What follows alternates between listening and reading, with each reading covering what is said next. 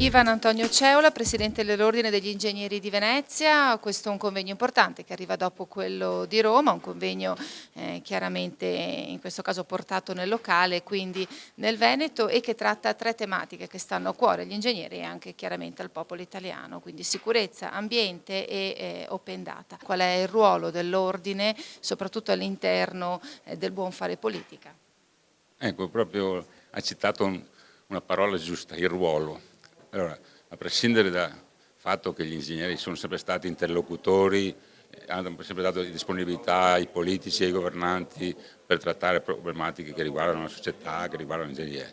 Quello che a me interessa in questo caso è far presente, lo farò presente più tardi, ai politici che saranno eletti o non saranno eletti, venga riconosciuto finalmente, dopo decenni di richieste da parte nostra, il ruolo sociale della categoria.